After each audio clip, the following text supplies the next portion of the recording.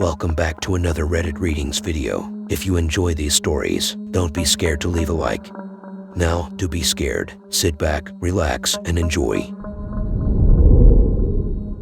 I worked at Area 51. Something deadly escaped into the desert. It all started with the explosion in the containment facility at Area 51. Nobody knows exactly what caused the accident, but there were a hell of a lot of casualties. Not only that, but the base's hospital was inundated with dozens of wounded soldiers. As a nurse, that meant our quiet little military hospital was suddenly full of bleeding bodies and yelling voices. Blood was on the floors and doctors screaming for assistance could be heard ringing throughout the cramped, close quarters medical unit. My patient caseload had increased from the regular 1 or 2 sick soldiers to 10 or more, and they were all in rough shape. Worst of all was Peter. I felt bad for him immediately. Despite his horrifying injuries, he slept constantly, looking almost peaceful, aside from the occasional twitch or grimace. Nobody really knew what was wrong with him. He was in the cold storage section of the facility when the explosion happened. According to the reports I'd read, his left eye was blinded and the entire left side of his body was burnt badly. His arm was amputated after the doctors decided it wasn't salvageable. The odd part was, his flesh had begun to turn a purple color on the affected side. It reminded me of internal bleeding, that violet shade spreading insidiously from beneath the surface, indicating something much worse and much darker happening underneath. Strangely, there were no signs that he was actually bleeding internally. His hemoglobin was stable. In fact, it was rising faster than most blood loss victims. They were feeding him intravenous medication constantly, a cocktail of drugs with long, complicated names that I had never heard of before. When I asked the doctors about the meds, they told me they were top secret, experimental, and not to ask any more questions about them. Bright green, almost fluorescent bags of medication which glowed in the darkness pumped into him constantly, and I could almost see his skin beginning to glow faintly green in the night as well, his body emitting a thrumming sound like electricity. We had him sedated to keep his agony to a minimum. You can't feel pain while you're asleep, so it seemed like the most humane thing. But there are risks when you sedate someone. If you take it too far, their breathing will slow down. Their heart rate will too. And when that happens, you have to bring them back.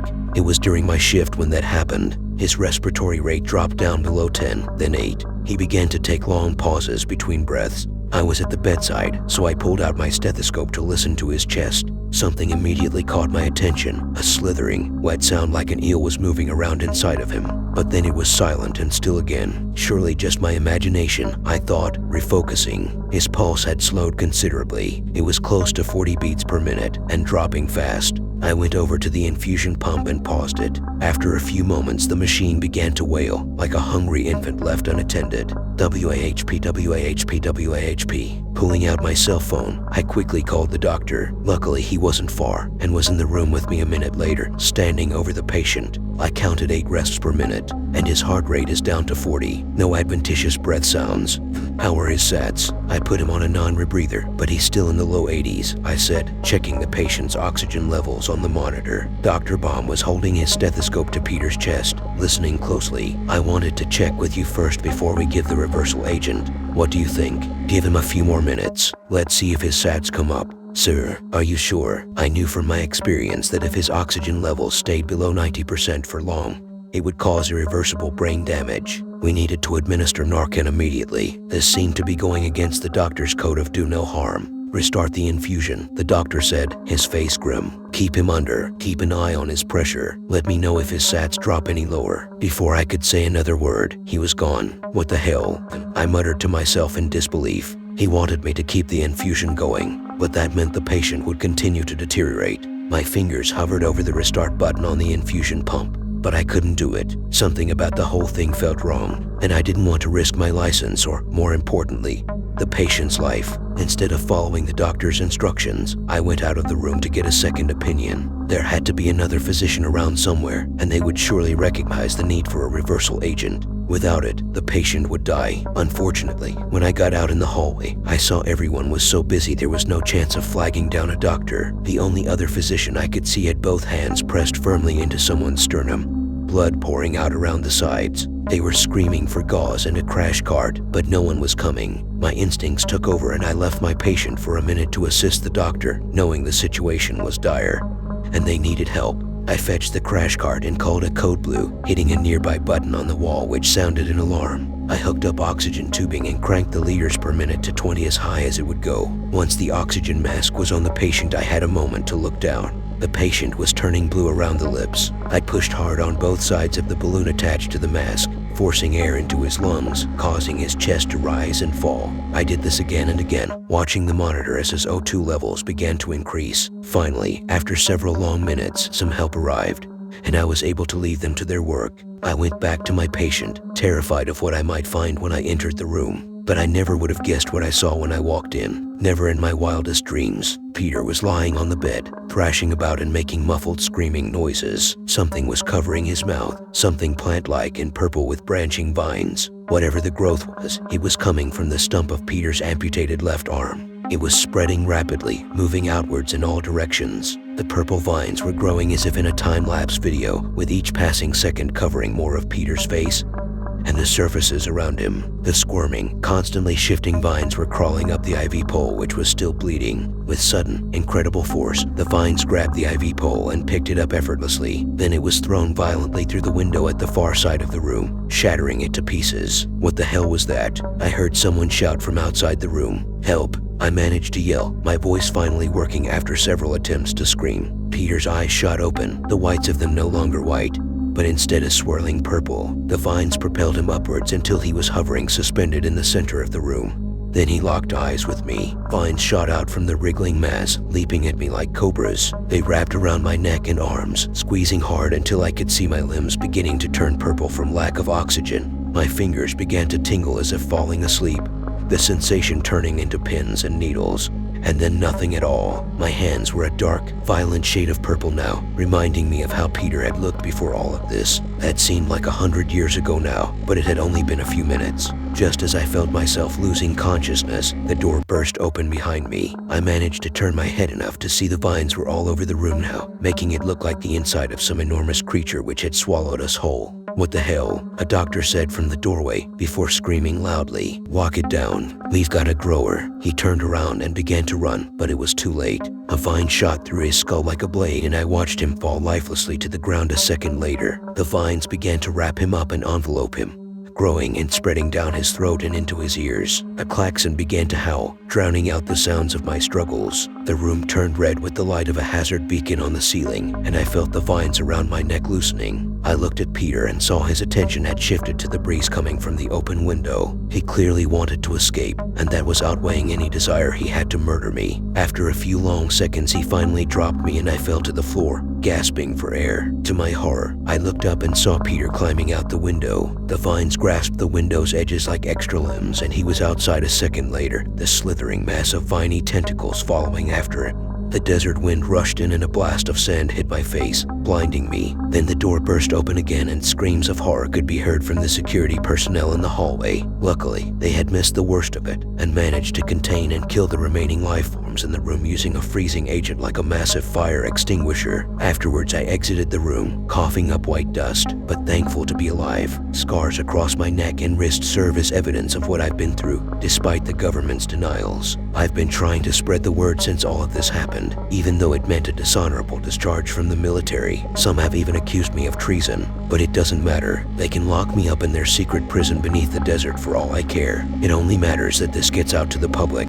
People need to know. They need to be ready. Something escaped from Area 51, and it won't stop until we've all been assimilated. I snuck into a house party last night. It turned into a crime scene. I have a tendency of stumbling into places where I don't belong. I can't help it. I'm just a curious fella. When I was in my teens, my curiosity manifested itself through trips to abandoned factories and shortcuts through finely manicured lawns. After a broken leg and a couple of trips in a squad car, my curiosity was tempered, but I would still get my kicks by squeezing myself into social events I wasn't invited to. I thought that sneaking into rap parties and the occasional housewarming would be a significantly safer alternative than urban exploration. I thought wrong. It was a bit after 10 and there was a light drizzle in the air. Originally, I was meant to be grabbing a couple of drinks with a friend I haven't seen for a long time, but through stifled yawns and complaints about not getting enough sleep in mid-school, they brought the night to a premature close. The night was still young and I was still too sober. I roamed the streets and searched for trouble I could get myself into. A group of freshers, maybe a year or two younger than me, stood outside of an apartment and spoke in drunken whispers that weren't meant to attract the attention of the neighbors. Some of them smoked like regular addicts. Some puffed on their cigarettes as if they were cigars, but they all smoked. I asked for a light and soon enough was chatting with the tipsy crowd. Their night was going fantastic. The drinks were strong and the music was groovy. The only real issue was that there was no balcony at the apartment, so all the smokers had to go down 5 flights of stairs whenever they were to satisfy their craving. I told them about the time my friend and I snuck into an abandoned munitions factory and about how we had to climb up to the roof to feel safe lighting up. A very drunk member of the group who was severely underdressed for the weather kept on asking me if I wasn't scared sneaking around an old building. I offered her my jacket and said the only thing I was scared of was lighting up a smoke around the smell of gunpowder. The real smokers had another cigarette, and those just trying it out shivered. When the group headed back inside the apartment, I followed. By the sounds of it, all of them had met just a week or two prior, but I still got the gentlest of highs sneaking myself into their midst. The underdressed girl fumbled off my jacket and asked me if I was also a part of the film and television society. Obviously I was, I said. Why else would I be at their party? A mountain of shoes that reeked of sweat sat right in front of the door, but once we threw our coats on the coat pile, the scent of the party became distinctly liquor-based. I made my way to the closest gathering of drinks and poured myself a poor man's tequila sunrise. The whole gathering had the unmistakable ambience of a freshers' party, deafeningly loud in general but quiet in corners. For a while I drank and floated around the different conversation circles, listening to people passionately recommend foreign TV series. The conversation wasn't particularly fascinating, but the rain had picked up outside and it was nice to be around people. At some point a neighbor frantically buzzed on the door and insisted that it was late and that the music should be turned down. Within 3 songs, someone had grown enamored enough with the tunes to blast them back to full volume. I had taken 2 vodka shots with a red-faced boy who looked straight out of high school. I found myself dancing along with the music. It wasn't particularly good, but the alcohol was catching up with me. I poured myself another tequila and juice and made my way towards the kitchen to see if there was anything else floating around the party. The moment my feet touched tile, I stopped dancing. The atmosphere in the kitchen was radically different from the rest of the house party. No drug stuff was happening. No one was milling around the water tap or fridge. Instead, 2 middle-aged men and an elderly woman sat at the table. All 3 of them were oval in terms of body shape and wore what looked like lab coats over their large bodies. Their skin was unhealthy to the point of grayness and their eyes were a pinkish yellow. Exhaustion and something more nefarious seemed to have completely drained them of life. But the old woman managed a faint smile when I entered the kitchen, excited for the tape. She croaked in my general direction. "Yes," I said, turning away from the trio, very excited. I gathered my thoughts, refilled my drink, and slunk to the part of the party that didn't make me uncomfortable. There was a couple more buzzes at the door, but the volume of the music didn't change. Moving through the clumps of conversation, I managed to find out that the gathering was held for the premiere of some tape. Apparently, the strange grouping in the kitchen were the first to arrive at the party. No one had proper details. Most folks just came along because of the free booze. Drunkenly, though, people were getting excited about this mysterious tape. I must admit that I too found myself somewhat excited to see what this tape was. I found myself getting drunk too. I was enjoying the anticipation. Then I bumped into a locked door. I had drank enough to get lost on my way to the bathroom. I found the line shortly after, but the thought had stuck with me. I was drunk at a party full of drunk strangers and there was a locked door. While I waited to use the bathroom, I kept on thumbing the 2 bent paper clips in my pocket. After I finally managed to empty my bladder, I went back to the door. No one was watching and it didn't take long. I picked the lock and went into the place where I wasn't meant to be. The moment the door closed behind me, the party simmered down into nothing but the throbbing bass of the music. I stood in a large bedroom with a couch and an old television in the center of the room. The air smelled like fresh sheets. Outside, the rain had turned violent. Right by the window, a fire escape shimmered and creaked beneath the wind of the storm. Just to prove to myself how comfortable I was, I stretched my legs on the couch. Then I strolled around to the bed and explored how soft it is. There was an iPhone on the dresser. Out of pure instinct, I snagged it. For a moment, I questioned the impulse, but then I just made sure the phone was off and looked around the room for other valuables. I found nothing of worth in the bedside drawers and I was going to move on to the desk. But then I heard the door open. I slid under the bed like my life depended on it. Immediately, to calm my heartbeat, I started comparing my current predicament to almost getting caught in an old Soviet munitions factory. The heavy footfalls I heard were scarier than any post-Soviet security guard. Soon, so very soon, gurgled one of the men from the kitchen. We will see it all so very soon. Patience, friend, rasped the other. If science has taught us anything, it is patience. The 2 heavy men walked by the bed and the scent of popcorn followed. My breath struggled against the layer of dust in my nose. I did my best to focus on the smell of food. The door to the party opened, letting in a torrent of music. "Are the snacks prepared?" the shrill woman asked. "Yes," one of the gray men replied. "It is almost time." The door closed. The steady heartbeat of bass went on for a couple more pumps but then went quiet. The old woman was directing the group towards the bedroom with high-pitched screams. Fully aware of the two strange men a couple feet away from me, I rolled to my side to avoid sneezing. Through a mirror, I could see the television and one of the oval men. His arms were disproportionately stubby to his body, and his fingers squirmed with excitement. "I can't wait," he gurgled at his partner. "You will," he gurgled back. Then, the door opened and the room started to fill with drunk teenagers. Occasionally, someone would yell about how excited they were to see the tape, but the old woman quickly shushed them.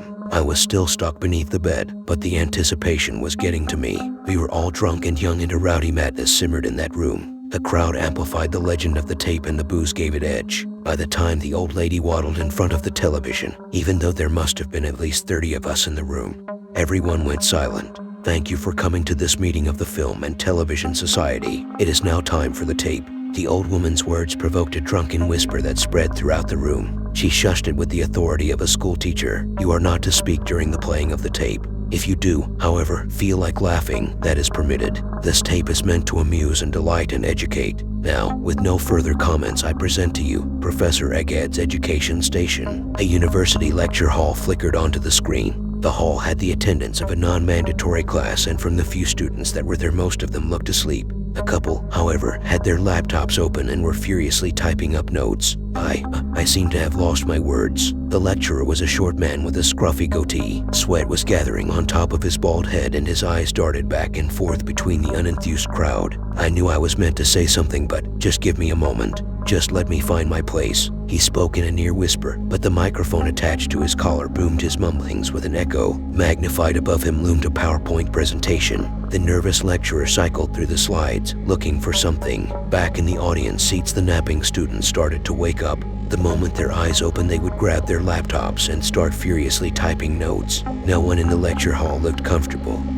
Yes, the cat." The lecturer breathed out a sigh of relief that hissed in the speakers above. A slide titled "The Copenhagen Interpretation" was projected on the wall. Beneath the title, there was a picture of a film reel with a cat. The first 3 frames featured a simple picture of the cat, but then the reel split into 2 sources. The cat was alive in the first and dead in the second one. "Okay, so we have the cat outside of the box." "No, wait. The cat is inside of the box, but the box is. I don't think I can do this." The students continued furiously typing their notes. Beneath the clattering of the keyboards and the lecturer's labored breathing, another sound arose, the applause of a studio audience. "I can't. Please, I can't do this. I can't do this anymore," the lecturer pleaded with the students. "Please, if we all work together." His words fell on deaf ears. The students kept on typing their notes and the applause kept on getting louder. The bald man looked up at the PowerPoint presentation and wept. "The cat is in the box. The cat is not in the box. The box is. I can't do this anymore. I give up."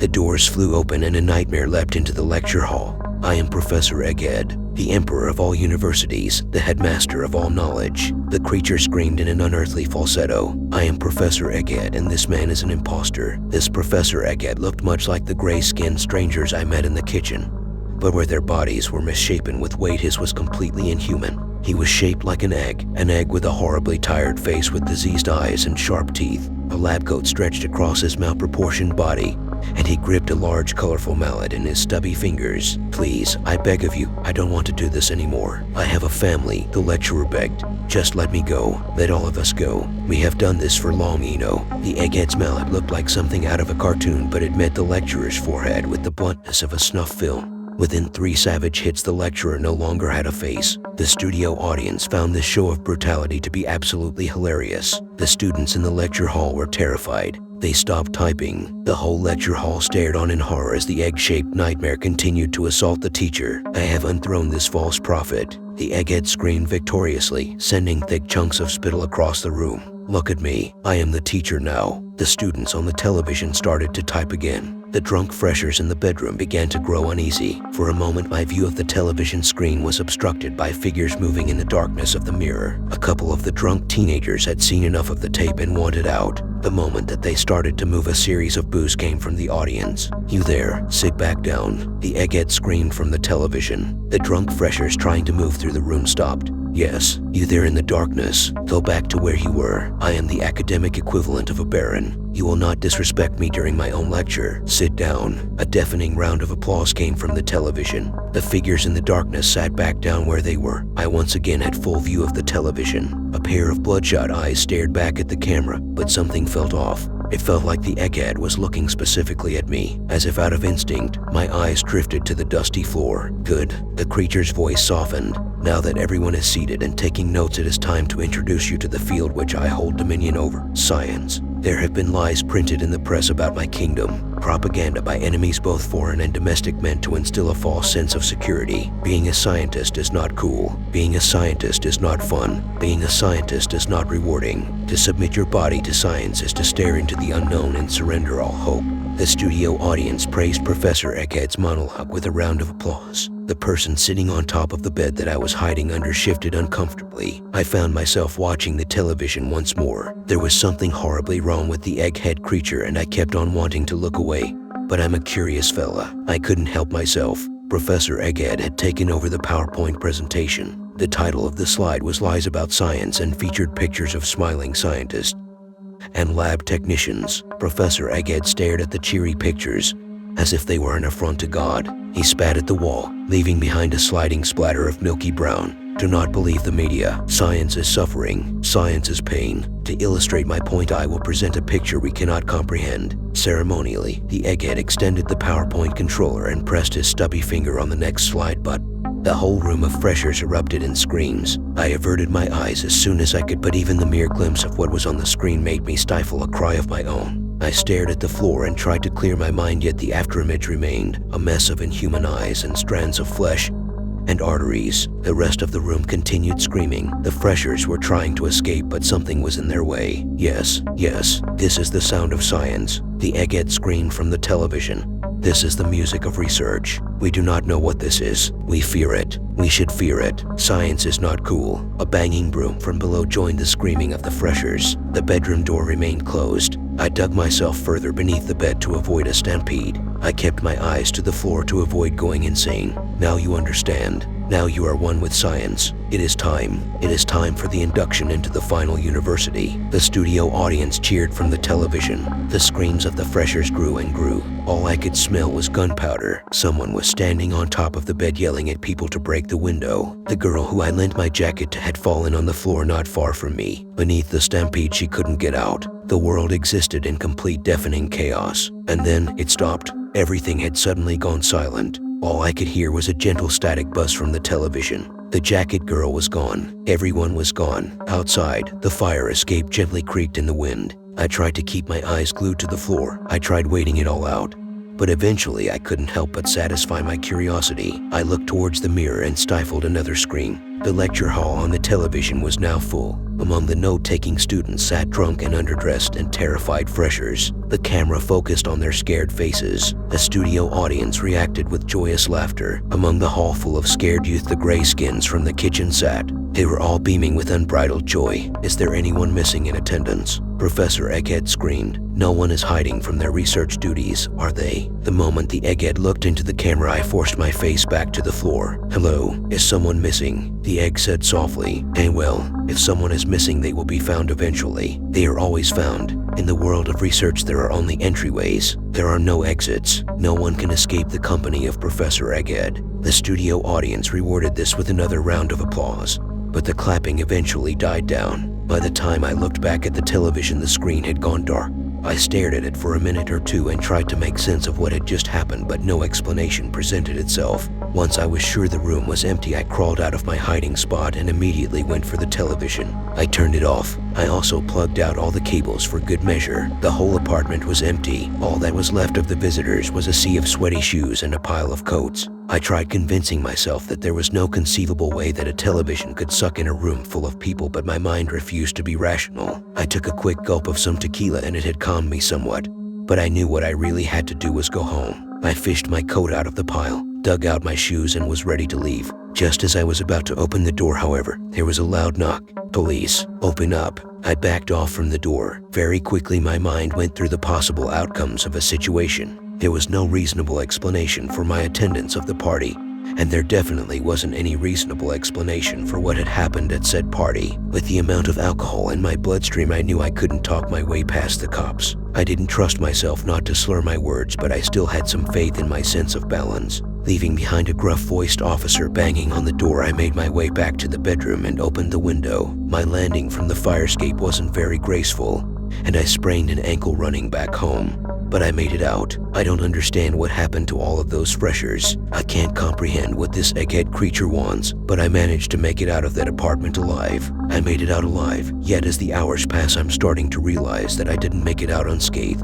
I feel ill. With every passing minute, I feel less and less comfortable in my skin. It's as if I'm not alone. It's as if the egghead had somehow clung onto my mind past the fire escape from the party. When I close my eyes, I can hear him. I can hear him with undeniable clarity. No one can escape the company of Professor Egghead. I have a tendency of stumbling into places where I don't belong, but after tonight, I think I've learned my lesson. If you ever get invited for the viewing of some mysterious tape, stay as far away as you can. Stay as far away as you can, because once Professor Egghead notices you, there is no escape.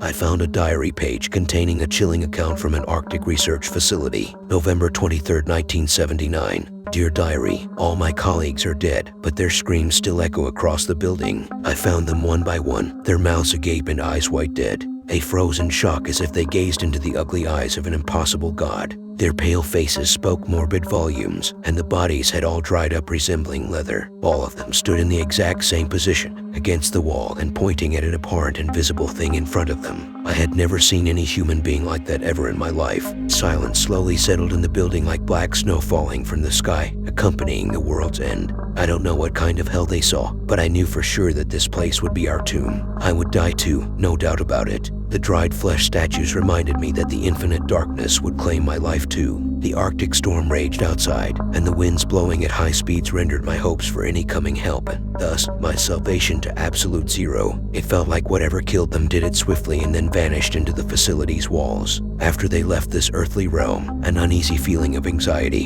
and loneliness clawed into my mind. Dark clouds took shape in the gloomy sky of my brain. The inner storm felt like a lethal disease now. It advanced throughout my mind and body, eating away at everything it could have eaten and turning me into a pile of misery and despair. I don't even know how it happened. I woke up as usual and went to the kitchen to eat breakfast. To my utmost disbelief, I found no one there. Breakfast was before 8 a.m., and we had to go on with our daily research duties after finishing. The people that sent us here told us the mission would last 6 months. They accommodated us with everything: food, drinks, and great paychecks. They only expected us to find an object that they believed crashed the Earth thousands of years ago. The team and I gladly took upon the expedition and branded our employers conspiracy nutcases. We all laughed about the whole thing, but maintained our professionalism and work ethic and tried to find whatever item they wanted us to find. We never knew where these people came from, but we knew they believed 100% that an artifact of extraterrestrial origin had fallen at the North Pole. So we started doing tests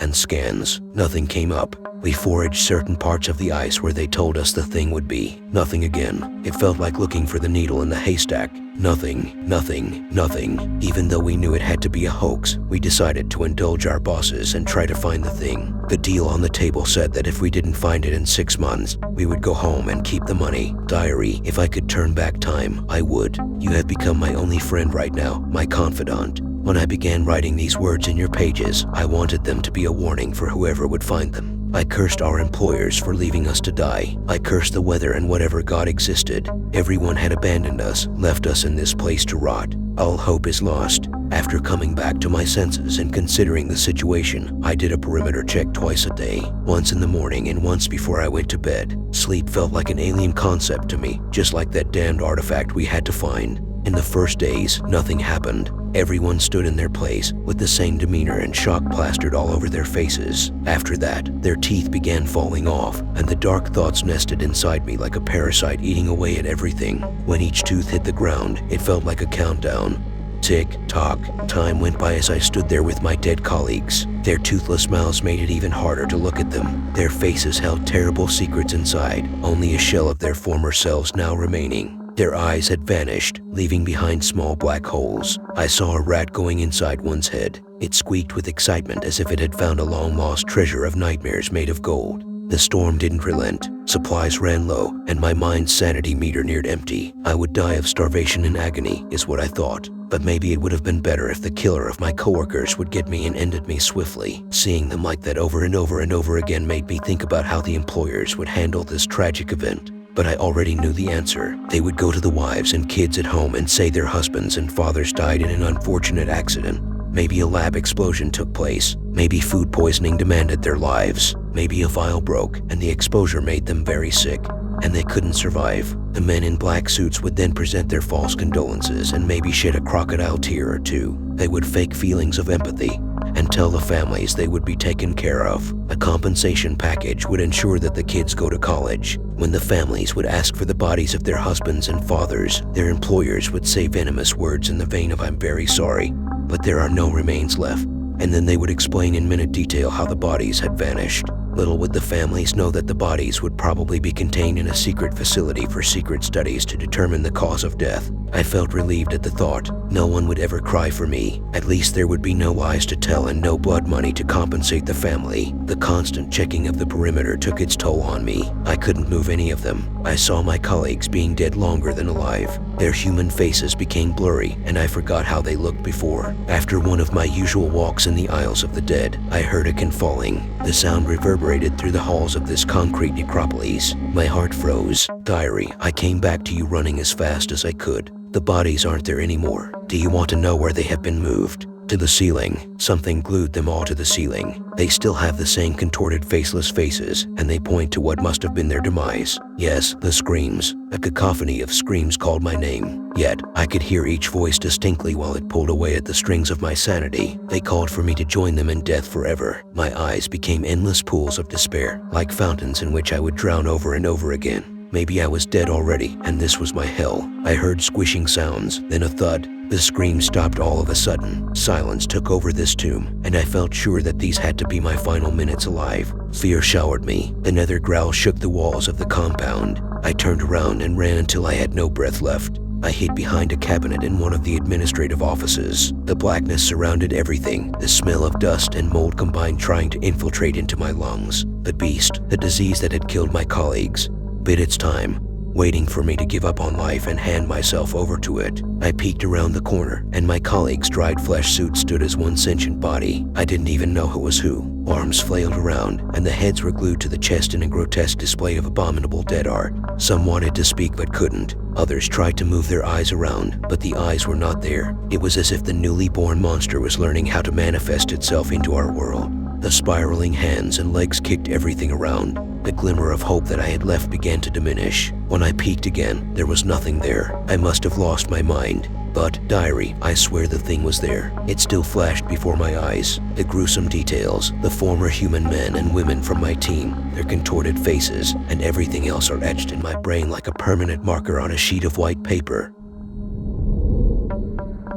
Diary, it's been a few days since I came to you. Or months, years, I don't know. I don't have any food left. The corpses aren't there anymore. I don't know where they are. I think they climbed in the vents, and they sit there. Earlier, they screamed my name again. Should I go with them? Should I join them? Maybe they have food. Perhaps it's better where they are right now. Huh? What do you think, diary? Why aren't you ever speaking to me? You think I'm crazy, don't you? You think this is all in my mind. Maybe you're in league with the beast. Huh? Are you telling it what I am telling you? Sorry, I lost my marbles there for a second. Diary, I saw a trail of maggots earlier. They didn't look like they were from around here. From Earth, I mean. They followed other methodically as if they had a secret mission. Do you know what I did? I ate them all. I picked them up and ate them. They were so tasty and fat and juicy. It tasted like the best beef in the world. Diary, but you know what? You know what? They jumpy age. I think they came back to life in my stomach. I think they are returning the favor right now. I feel them eating me. My teeth fell off one by one, and I think I lost a lot of weight. Oh, and after that, I could see through my skin. I could see them moving around in my body as they ate and ate away at everything I had inside. Diary, I think this is it. I think the maggots won. The employers got their fucking prize. I hope they eat them too so that they can eat them too. I don't know if that makes sense. It doesn't really matter. Diary, this is it. Promise me you'll take care of yourself in this wall crack. And I genuinely hope that the person who finds this page takes heed and goes back to their everyday lives. Maybe they have a wife or husband and kids too. I feel lightheaded. I feel like going to sleep. Diary, I think I'm going to lie down for a bit. Good night. HM. After reading this, I called my team's employers. I asked them if there had ever been another mission here. They denied it and didn't say anything else. So I think we are in big trouble. Big time. And I don't know how we can escape. We must stay here for the mission for 6 months or until we finish it. The scary thing about it, we must study the behavior of an unknown breed of maggots which had been fed human blood. God help us all.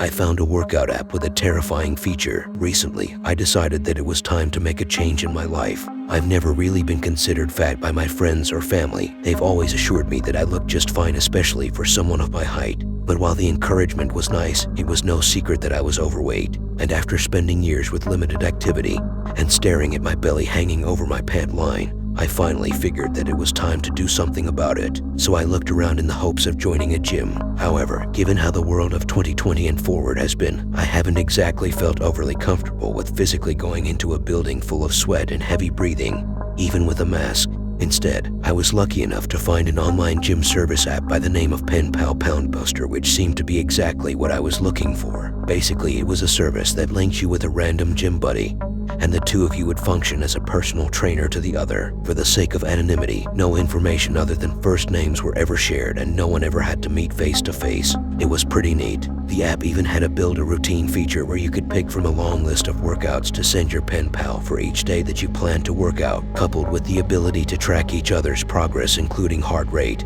duration, and weigh-ins. And there was also a built-in chat page where you could send your pen pal words of encouragement and such. I couldn't have been happier with everything it had to offer. Thanks to the mostly anonymous nature of the setup, there was no shame or fear of being judged by a personal trainer or anything. It was just two people striving to achieve the same goal and helping one another to get there. Plus, I am a pretty solitary guy and I really enjoyed working out alone, so it all suited me just fine. After the sign-up process, it was a few short days of waiting before I was paired with my weight loss pen pal, Hector. Before we got started on actual workouts, the two of us used the chat feature so we could establish our goals and what we were generally the most comfortable with. I was pleasantly surprised to find that we were more or less looking for the same thing out of this process. Hector and I weren't trying to get buff or anything like that. We wanted to get comfortably fit, to have more energy in general, trim down our waistline, and maybe gain a small amount of muscle. Having a similar mindset made setting workouts a breeze for both of us, and in a matter of a week, we were on a solid weight loss track.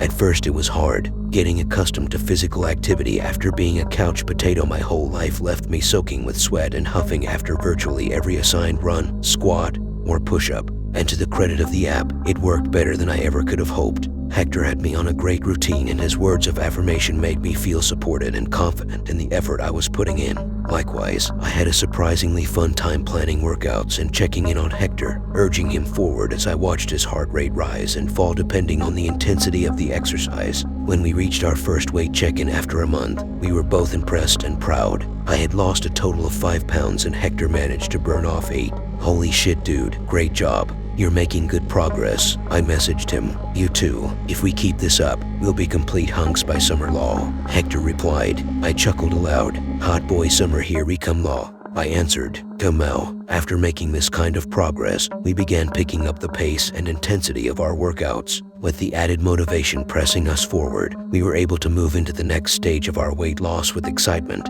and fervor, and within another few weeks, we had both passed the 15-pound down mark. This milestone earned us a notification from the Pen Pal Pound Buster app. Congratulations. The message read, by reaching your first milestone, you've unlocked the bonus Theme Challenge workouts. Complete challenges to burn more calories than ever and reach your next milestone in no time. I read through the list of challenges and found myself laughing at these themes. Some were humorous, like the Follow the Yellow Brick Road challenge where you had to run a mile while skipping the entire time, while others held more of a spooky tone such as The Sky is Falling, where you had to run and dodge falling debris to encourage a more intense serpentine sprint. Hector and I continued chatting as we went through the list, joking around about them before he finally asked, "So, you want to try a challenge for your workout today? Sure, why not? Go ahead and pick one out. Surprise me, I'm game," I messaged. While I waited for him to pick, I took some time to get ready by changing into my workout clothes and doing a few stretches. A few minutes later, my phone went off and my challenge appeared on the screen.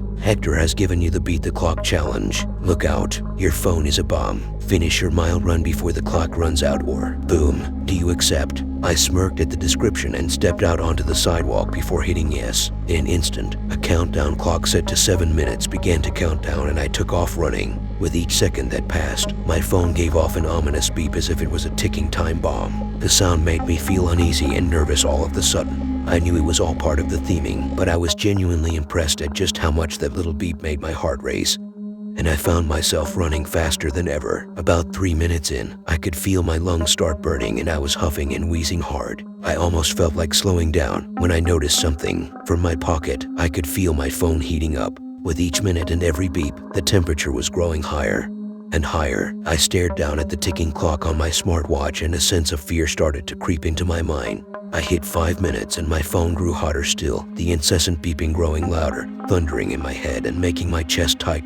My phone wasn't going to actually blow up, right? Of course not. That was ridiculous. This had to be some kind of extreme measure to make the workout immersive. And yet, as the clock hit the final 60-second countdown and my phone got so hot that it started burning at my leg, I wasn't so sure. I ran faster and faster, sprinting down the road, ignoring lights and stop signs, blocking out the horns of angry drivers as they almost hit me. None of that mattered to me right now. I had to finish this mile. 20 seconds. My stomach roiled with overexertion. My head throbbed, but I pressed on faster yet. 10 seconds. My legs burned and buckled as if they might give out on me at any moment. I couldn't stop. I couldn't slow. My phone was so hot. The beeping echoed in my skull. And then, everything fell silent. I pulled out my phone and stared down at the screen. It had frozen with 3 seconds left. I nearly jumped when another beep went off. "Congratulations. Challenge complete. Great workout." As I read these words, I halted my run to a stop, falling into the grass by the sidewalk with all of the momentum I had built up. And I fought the urge to throw up from all of the effort I had exerted. While I sat there, my phone almost immediately cooled down and within a minute it was totally back to normal. Even as I was still catching my breath, I found myself laughing at myself. I'd really let the whole ticking time bomb thing get in my head. I had been so skeptical about the whole theme challenge thing, but the immersion really worked. I'd never run so fast in my life. Hell, I'd never finished a mile in under 9 minutes before. After my breath fully returned, I went back to the app to message Hector. "Wow, these challenges aren't messing around. They really push you to the limit with the whole theme and immersion stuff. I had a great workout," I told him. "I was watching your heart rate during that. You were booking it, man. Well done," he replied. "Well then, I guess that makes it my turn. Find me a good one." I scrolled through the list of challenges as I slowly got to my feet and began walking back the way I'd run to go back to my apartment. After a couple minutes, I spotted a promising one. The Big Bad Wolf Challenge. The wolf is coming to eat you. Outrun him for 6 minutes in order to reach safety. I chuckled at the name as I sent it over to Hector. "All right, little red. Run away from that wolf law." I typed. "Oh boy, here we go I guess." He replied, "Good luck. You're gonna crush it." I encouraged him. As I continued my slow walk home, I watched as his heart rate began to pick up quickly. 2 minutes in, it was faster than I'd ever seen it. I shook my head. This must have been what it felt like for Hector when he saw me sprinting like an idiot in the middle of the day. I watched as his heart rate continued to grow. I came to a stop at the crosswalk by my place when a message popped up in the Pen Pal app. "There's something chasing me," Hector had sent. I looked at his heart rate. It was crossing 175. It's all just part of the immersion. My mind was playing tricks on me too. "It helps you push though, don't worry. Ease up if you have to. There's no pressure." I sent back. The crosswalk light turned on and I made my way across the road. Turning the corner down my street, my phone went off again. "No, it's not a trick," he texted. "There's something chasing me." I frowned down at my screen. "Are you sure? Can you see what it is?" I asked. I stopped walking, waiting for his reply. He was now 4 minutes into his run and I was starting to get worried. My phone went off again. "It's a fucking wolf," Hector messaged. I laughed and shook my head at him, continuing to walk. Very funny, not a fucking joke. He typed. I checked his heart rate. 200. Another message came in. It bit my arm. Dude, I'm bleeding. Oh shit, I'm freaking out, man. At those words, a chill went down my spine. All at once my brain went into emergency panic mode. What was I supposed to do? He was just a pen pal. I had no idea where he was or even his last name. He could have been 3 towns over for all I knew. My hands shook as I typed to him again. Where are you? I can call for help. I offered. It's getting closer. I'm screwed. I looked down at the workout clock. He had passed the 5-minute mark. Hector, where are you? I messaged. No reply. You've made it 5 minutes. Just 1 minute to go. Can you push a little more? Nothing. Hector, please respond. I checked his heart rate again. It had hit 225. FDFS FJD Faujepsovs. El Hector finally sent. My skin grew warm and my head spun. I looked to his heart rate. It went up and up, hitting close to 250 BPM and then nothing. It dropped from 250 to 50 to 0 in the space of 30 seconds. I stared at the 0 with held breath, completely dumbfounded and horrified. I hadn't just seen that. My eyes were playing tricks. This was some kind of sick joke. It had to be. Hector, I texted. I stared at the final message Hector had sent me and waited. I was still glued to my spot on the sidewalk by my apartment, but I couldn't move an inch. All I could do was sit there and wait for a reply that I slowly realized was never going to come. I crumpled to the floor, breathing heavily, and then a thought occurred to me. Hector had been chased by a big bad wolf. So did that mean that if I hadn't finished my mile in time, that I would have? I didn't have time to finish the thought because all of a sudden, a noise came from behind me. I spun around to face a bush as it shifted. Twigs snapped. The sound of a low growl came from beyond what I could see. I nearly screamed when my phone went off. I lifted it to my field of vision with a shaking hand, without taking my eyes fully off the bush. As I read the words on the screen, my stomach dropped to the floor and my blood ran cold. Surprise bonus challenge. It read, looks like Hector was eaten by the big bad wolf, but you still have a chance. Bonus challenge, hide and seek. Every 5 minutes, you must find a place to run and hide. Don't let the wolf find you, or you'll be his next meal. Your 30-minute workout challenge starts now. Everyone was just told to check under their cars before they drive. The town I live in is small, but not so small that everyone knows each other. We live in a suburban area about 20 minutes away from the city. Life for the most part has been about as far from unusual as it gets. People go to work. Kids go to school. After hours, people stay at home and relax or go out to the local bars or restaurants to enjoy a night out. Nothing out of the ordinary has ever happened to us here. That is, up until 2 days ago. It started around the beginning of August, end of July. 37Y. Alexis L was driving home from her mother's house. She was driving down the main road when she slammed into the back of a pickup truck at 70 miles per hour. It's always been an issue around here, people driving fast down the main road. There's nothing on either side for about a mile, and there's always been crashes every once in a while. Usually people get rear-ended, but it's only caused deaths a couple of times that I can remember. Alexis was the latest fatality on that road. I saw the aftermath while driving home from work that day. There were police cars and ambulances blocking the road, and they were directing people around the wreckage. As I drove by, I rubbernecked a little and saw a small hatchback. The front end had been completely smashed in on the driver's side. The ambulance was just closing its doors. Someone honked at me from behind, so I hastily sped up to move along, realizing I had nearly stopped to look.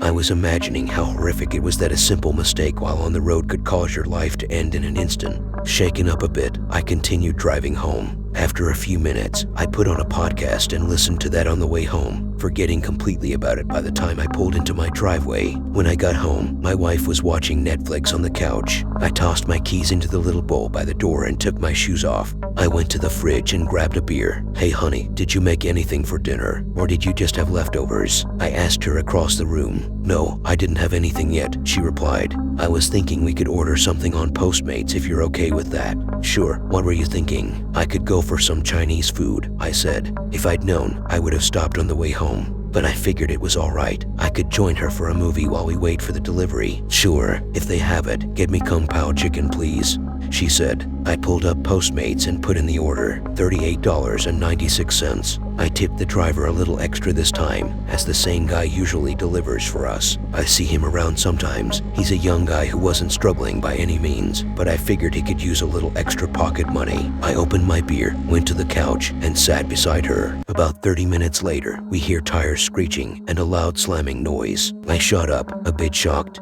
Did you hear that? I think there was another crash on the main road. There was one on the way home, too. Yeah, I heard it, she said. Should we call 911? No, cause then the police might ask us questions and I'm too tired to deal with that. I'm sure they're fine, and if they're not, someone else will call. Worried, but hopeful everything would be fine, I sat back down. I remembered the scene of the first one and felt a little uneasy. My mind replayed the image of the hatchback, crushed beyond repair. I hoped this one wasn't as bad, and that at the very least nobody was hurt or killed this time. 2 hours went by and the food never showed up. Confused and a little frustrated, I canceled our order and got my money back. I knew the kid, but I didn't want to tip someone extra for a delivery he never finished. I just made some mac and cheese for me and my wife, and we went to bed after the movie ended. The next morning, I woke to my alarm, 7:30 a.m. I had to be at work by 9. I got up and went to the kitchen to make some coffee, switching on the news as I went by the living room.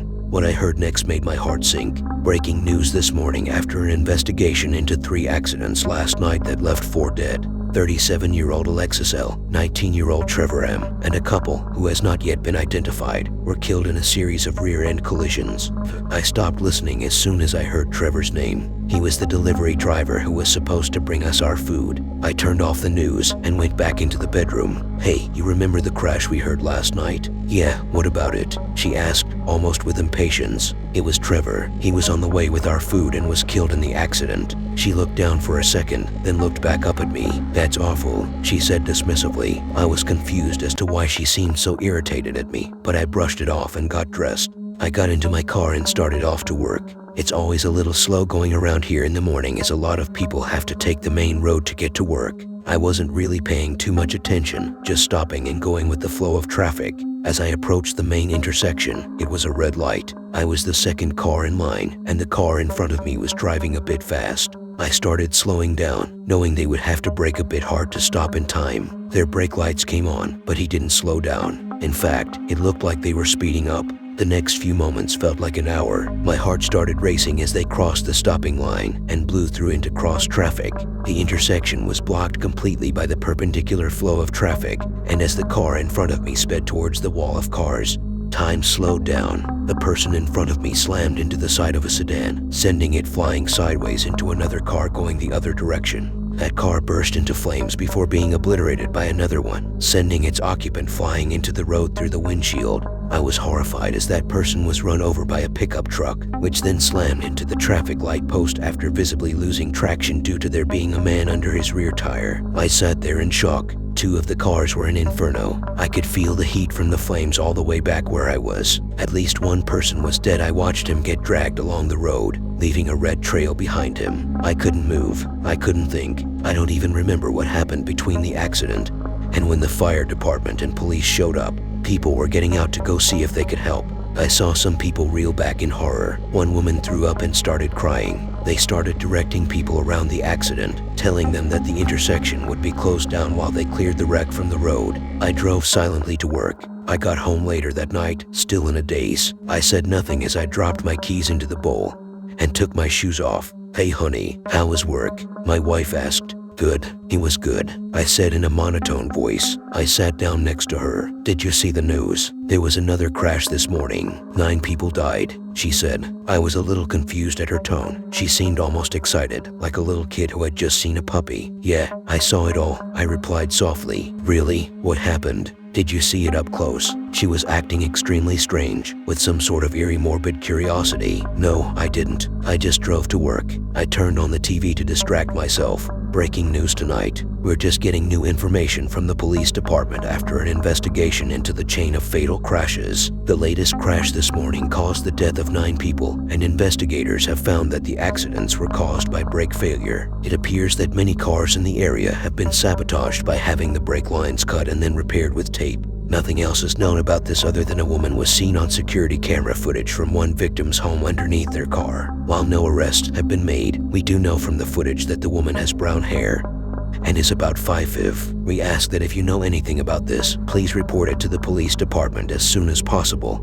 And as a precaution, please check underneath your vehicle before driving. It's possible that more cars have been affected, and if you find your brake lines to have been tampered with, Please file a report as well. Stay safe out there. My mind is racing at this point. All the lives lost for no reason. I can't understand what that person would even want. Who would do something like that? I ask, furious. Who would want people to crash their cars? What's the point? I was this fucking close to being in that crash this morning. I don't know, but it seems like they don't have much information about the person who did it, she says. But we live kind of far from where they saw her. I think we're all right. I then went straight to bed without having dinner. I started crying in the dark, horrified at what I saw that morning. I guess I cried myself to sleep, because I woke up the next morning to a slightly damp pillow. I got up and did my normal morning routine as best I could. Coffee, news, get dressed, and head to work. I pause for a second before getting in my car. Out of curiosity and caution, I bend over to check under my car. On the driveway, I see a small stain. Looking above it, I see a tube hanging down, taped in the middle. My eyes widen with fear. I stumbled backwards and turned to run inside and tell my wife that my car had been hit.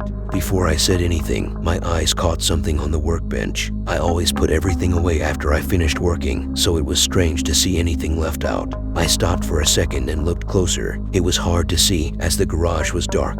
I flipped the lights on, and that's when my heart dropped to the floor. Sitting on the workbench, all by itself, was a roll of tape next to a pair of wire cutters. I went to my sister's house to see her newborn baby, but by the time I got there, he was 5 years old. That morning when I woke up, I didn't realize it, but I had everything: a good job, nice house, and a beautiful wife. But I fucked it up. If I had just swallowed my pride and apologized, Amy and I would have left home together that day and none of this might have happened. Or at least we would still be together, and I wouldn't be alone. But no, I believed it was only a little tiff, and if I gave her a bit of time to cool off, she would have forgotten about it. I only took it off for a second. It's not like I lost it on purpose, so why are you acting like this, were the last words I said to her as she walked out that door. Stupid, petty words. I knew I was wrong, so why didn't I just tell her that? If I could go back to that moment now, I would tell her 1,000 different ways how sorry I was and beg her for forgiveness. I went over everything that happened a million times in my head, hoping for some clue to how this could have gone wrong. But I couldn't find anything unusual about that day. Even our little arguments were nothing special. We were having more arguments, but they were never that bad. I would always walk away before things got too heated, so I'd never lose my temper. She hated that. She always wanted me to talk things through. That day was no different. I came home early from work so we could visit my sister Liz. She had just come out of the hospital with her new baby boy, Toby. Amy was so excited to see him. She loved children and she often talked about having kids of her own someday, but I kept putting her off. I thought we had plenty of time and wanted to enjoy my freedom a little bit longer. We got something to eat before we left. It was then that Amy pointed out that I wasn't wearing my wedding ring. I told her I lost it at work, but I guess she didn't believe me, and we fought. Well, she did. I just walked upstairs. I thought she would leave me alone and let me calm down like she usually did, but she didn't. She followed me upstairs, shouting at me about how much of a liar I was. I tried so hard to stay calm, it wasn't easy. For a moment I lost it and shouted, "Just fuck off and leave me alone," before going into the bathroom and locking the door. When I came out of the shower, she was gone. I assumed she went on ahead to my sister Liz's. I had hoped seeing little Toby might have calmed her down by the time I got there. My sister's house was only a 10-minute walk from mine, so it couldn't have taken more than 30 minutes from when I got in the shower until I got there. And the sun wasn't meant to set for hours, yet it was nearly dusk out. By the time I got to Liz's house, I was completely over our argument and hoped Amy was too. I will never forget the look on my sister's face when she opened that door. Her jaw dropped, and I could see her eyes begin to tear up. I knew something was wrong straight away, but before I got a chance to say anything, she started screaming, crying. I tried asking her what was wrong, but she was hysterical and not making any sense. Fearing something had happened to the baby, I barged my way in and searched the whole house, but I couldn't find any trace of him, not even his cot that I had built the day before. I was on my way upstairs to check his room when I saw a child sitting on the couch. "Hi," he said. "My name is Toby." "Who are you?" I just laughed. I thought Liz was playing some sort of prank on me until I saw a photo on the wall of my sister and her husband standing outside their backyard. She was pushing a young boy on a swing. It wasn't that there was no swing in the backyard the day before that got me, or the fact that there was no place for it since my sister had only moved into the house recently, and the garden was nothing more than a pile of rubble. No, it was what was in the background. My sister complained every day about how little sleep she had been getting since they started work on the new school behind her house. It would have taken at least 2 years to complete, but in the photo, it was entirely finished, and I could see kids in school uniforms playing football on the pitch beside it. I went back out to the front door where Liz was still in tears, gave her a hug, and said, "What's going on, sis? Where's Amy?" She squeezed me so tight I could barely breathe. Before she answered, "I can't believe you're here. It's been so long since I heard from you. I thought I would never see you again. I don't know why you are saying these things, Liz. It's not funny anymore. I was here yesterday. Now please, just tell me where Amy is. I'm starting to get freaked out." Her expression changed and she took a step back. "What do you remember, Tom? When do you think this is? Stop fucking with me, Liz, and tell me where the hell Amy is right now." I yelled as I paced over and back in frustration, trying to make sense of everything that I was hearing. She grabbed my hand and took me into the sitting room and asked me to sit down. I knew it was going to be bad. No one asks you to do that unless there's something seriously wrong, so I took a deep breath and braced myself. "Tom," she said in a calm voice, "you have been gone 5 years now. Amy moved on. She is living in the city with her new husband." I didn't know how she did it, but I was sure she was pulling some sort of horrible prank on me, so I stormed out and headed for home. I was certain Amy would be there waiting for me, and this awful experience would be over, but I was wrong. When I got to the gate, I saw a teenage boy washing a car in the front yard, while a woman was picking weeds from a flower bed in the center of the lawn. That wasn't there before. It was possible that the photo I saw on the wall was photoshopped, and they could have easily hidden the baby and all his stuff. But there was no way they could have changed my home that much in such little time. I barely recognized it. I was starting to doubt myself. Maybe I was missing for the last 5 years. It's the only way any of this could have made any sense. But how could that have happened? I was only talking to Amy an hour before that. I stood there staring into remnants of the life I used to have for I don't know how long, still hoping, praying that it was just a horrible nightmare that I was about to wake up from at any moment. The inevitable realization that Liz was telling the truth hit me, and my life as I knew it was now nothing more than a shattered dream that would haunt me for the rest of my days. Zoom hit me, and my whole world came crashing down. It was more than a house I lost. It was part of me, part of us. Every scratch, every dent had a story to tell, our story. Now it's gone, either painted over, replaced, or fixed. Any trace of me and Amy's life washed away. That should have been my wife and kids in the garden. I could hear a voice repeating, "Excuse me, sir, can I help you?" as a man walked up the driveway towards me, but it didn't register with me until we were face to face. I could see a mix of anger and fear in his eyes as he attempted to protect his home from the intruder, me. Until then, I didn't realize how psychotic I must have looked standing outside his home, watching his wife planting flowers while his son washed his car with a demented look on my face. I had no choice but to walk away, or else he would have surely rung the police. I had intended to go back to my sister's, but once I started walking, I couldn't stop myself. Before I knew it, it was completely dark and I was lost, but I still kept on going. I just wanted to get as far away from that place as I could. It was only when I felt a blister pop on the bottom of my foot that I rested under an apple tree, and that's where I stayed until I heard the sound of a bird singing. Then I started making my way to Liz's. The journey back must have taken hours, but it felt like minutes. All that time I spent thinking, going over everything I had lost, from friendships to my job, even my home. The only thing that was really important to me was seeing Amy again. I knew she had built a new life for herself without me, but I didn't care. I just wanted her back. Besides, what had I got to lose? When I got to Liz's, I begged her to take me to see Amy. At first, she was apprehensive. She said Amy was happy with her new husband and she didn't want her to get hurt again. But I wouldn't give up, and she eventually agreed to take me to see her on one condition. After I had spoken with her, I'd leave her alone forever. Liz asked her to meet up for a coffee. She didn't tell her why. I wanted it to be a surprise. Shortly after that, we left. The whole journey, I didn't say one word. I spent my time planning out what to say to her. I knew it would have to be special if I had any chance of winning her back. By the time we got there, I believed it would be easy. I'd just speak from the heart. We had been through so much together and I knew her better than anyone, so I was sure I would at least have a chance. As I was getting out of the car, I could see her sitting at the table near the window of the coffee shop across the road. But she wasn't alone. Her husband was with her. I was unsure what to do. I never even considered him being there, so I watched her for a while as I tried to figure out what to do next. They were sitting across from each other holding hands. She looked so happy. I wasn't ready for that. I must have watched them for 20 minutes. She laughed the whole time. I knew she really liked him. She was never like that with me. I was always too afraid of what people would think and found public displays like that cringy. and I thought she felt the same. Until now, seeing her that happy made me realize it was over for us. I couldn't be the one that took that away from her. I was heartbroken. So, I got back in the car and we headed for home, leaving her to enjoy the rest of her life without me. Well, at least that's what I should have done, but I didn't. I couldn't. I'm just too selfish for that. Instead of walking away, I told my sister to call her outside and try get her to the car. While she did that, I hid in the back seat. The only word to describe Amy's face when I popped my head up from behind that back seat was shock. She didn't even react when I told Liz to get out so I could drive. She just looked at me in amazement. I thought if I took her to see some familiar spots it might help refresh her memory. I spent the first 20 minutes of that drive explaining what had happened to me, but I had no idea if she even understood what I was saying. Because she didn't say one word the whole time, she just stared at me with her mouth open. When she finally snapped out of it, all she said was, "Please, take me back to my husband." But I wasn't ready to give up just yet. I needed to show her the home that she left behind.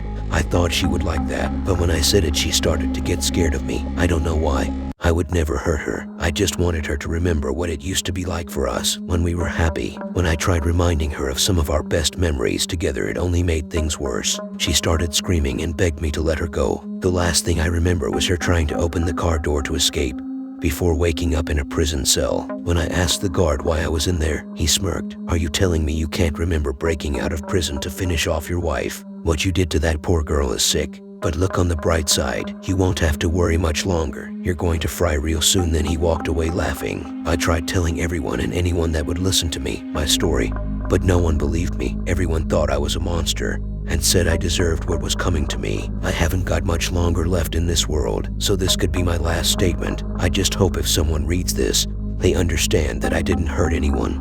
Well, at least I don't remember doing so, and if I did, I am truly sorry. My sister kept disappearing. We all have some form of childhood trauma, right? I mean, that's what I've gathered anyways. I guess my story starts when I was 8 or 9. My 16-year-old sister, Jenny, disappeared. My parents were devastated, and after a while the police stopped looking. My father started spending all his time in the basement. I didn't really know what was going on, but when I asked my mother, she just waved her hand in a dismissive manner and told me he was trying to get Jenny back. I came home from school one day and my mother was standing in the entryway twitching with excitement. "Jenny is home," she burst out, tears shining in her eyes. I felt my own eyes widen as she ushered me into the kitchen and I saw her. At first I was overcome with joy, but she didn't look quite like Jenny. Her age was the same and her hair color was the same, but some of her features looked off. I looked at my mother, confused but unable to articulate what was going through my mind. Jenny tried to change her appearance when she ran away. My mother waggled her finger at Jenny, shaking her head and chuckling. I looked at Jenny once more. She stared back at me. Her eyes were sullen and lifeless, like she had no will anymore. Before I could say anything, my mother ushered me off to get washed up for dinner. For the first time in a long time, we sat together, a family of 4 reunited. My mother and father were oblivious to Jenny's silence as she hesitantly picked at her food and did not utter a word. I wasn't sure what to make of the whole situation, but I was a kid. There were a lot of things I didn't understand. After dinner, I made my way upstairs to my room and stopped when I noticed 3 shiny new locks on Jenny's bedroom door, probably so she wouldn't run away again. I wasn't to tell anyone that Jenny had returned, not until she was well again. Jenny wasn't to walk to school with me anymore. She would stay home until she made a full recovery. A few weeks passed. Jenny disappeared again. My father ended up back in the basement, and shortly thereafter, Jenny was found and looked a little different once again. The pattern continued for years. Jenny would run off only for my father to find her and bring her back. Her appearance altered a bit each time. When I was 14, Jenny disappeared for good. I couldn't admit it, but I was relieved. I hated how she changed each time. Her voice, her mannerisms. She wasn't the same playful, older sister she had once been. I was able to move on with my life, graduate from high school, attend college. I didn't truly understand, not until 2 weeks ago when the police informed my parents that they had caught the man responsible for Jenny's death, a serial killer who had operated undetected for years, our neighbor. The police had determined he had developed an obsession with Jenny, and when he killed her, he wasn't satisfied. He abducted girls from neighboring counties, towns, and states that looked similar to Jenny in order to fulfill some sick fantasy. Except, it wasn't my neighbor, was it? I think it was my father. Thank you guys for watching. If you enjoyed these stories, then hit the like. See you guys next time.